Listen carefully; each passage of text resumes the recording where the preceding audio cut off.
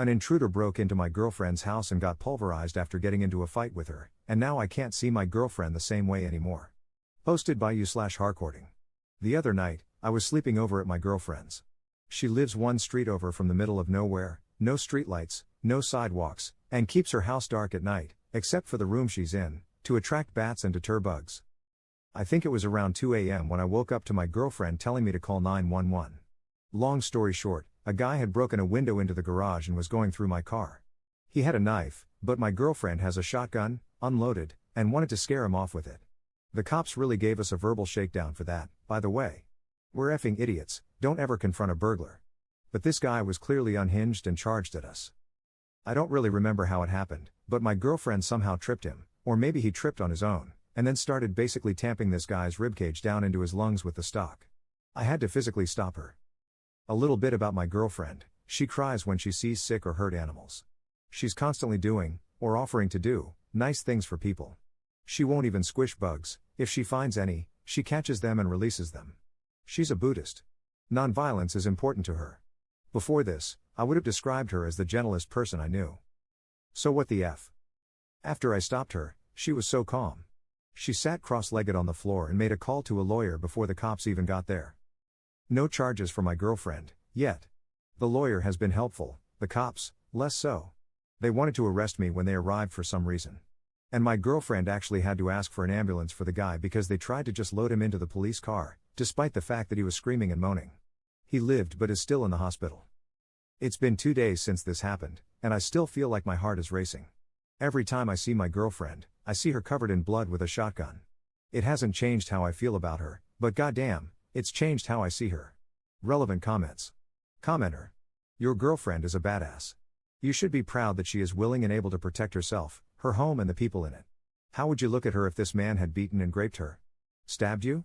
Do you really see her differently, or are you projecting because you did nothing? Ops response. I see her differently, but I still love her. I'm just having trouble reconciling my previous view of her with this one. She's always been very confident, and I feel very safe with her. I think I feel even safer with her now. And to the person who said I felt emasculated, rereading this post, I see what you mean. I did feel useless in the moment. I wish I had done more. And I still kind of blame myself for letting her do that, even though I know it's illogical. I'm working through it. We both are. But honestly, my girlfriend seemed to have it handled, and I'm more than willing to let her protect me. We get that excuse me, he said no pickles meme from like 75% of the people who meet us. Op expands on the feeling emasculated part. It's something I'm going to have to work through. I don't really feel like I, as the man, should have been the one to take this guy down, but I'm already hearing that from family and friends and stupidly letting it get to me. Something to discuss at my emergency therapy appointment next week. Commenter 2. I don't understand the cops getting on you guys about a burglar in the house. Like, WTF? You're supposed to just sit in a corner waiting 10 minutes while this guy makes off with your things? And then the cops get there, he's gone, and they're just standing there looking at each other? Police only help after a crime has been committed. But anyway, I think your girlfriend was probably scared for her life. Ops response. Yes, basically. And it took them 37 minutes to get there. And bold of you to assume they help in that case too. Op adds an edit to his post.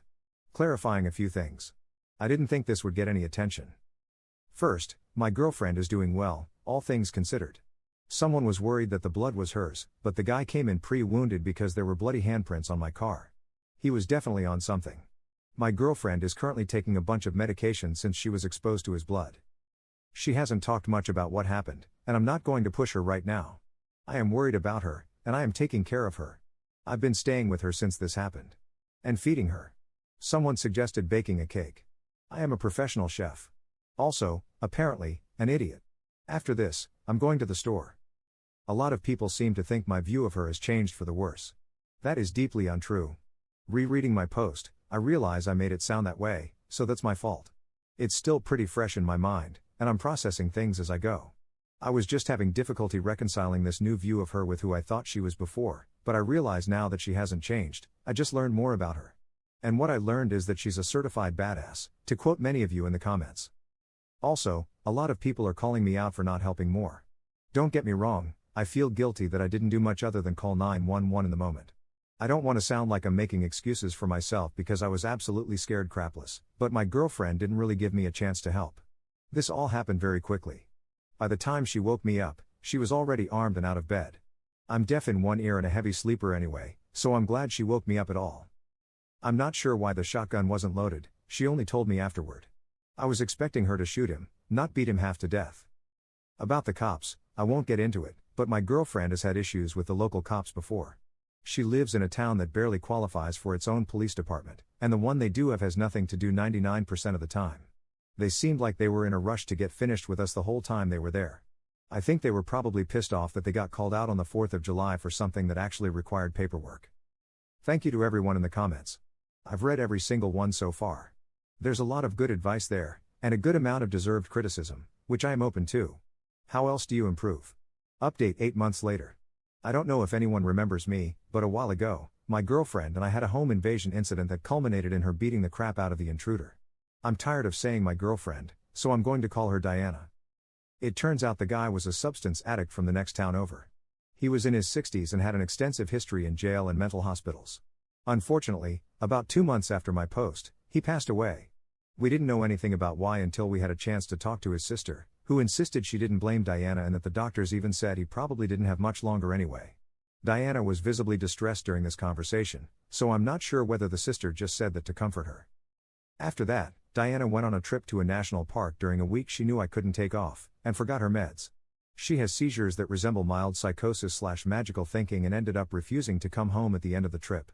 She kept saying that she felt like she couldn't leave the woods because she was certain there was something she needed to learn there that she hadn't yet, and when I asked her how long that might take, she said, "Some people take a lifetime."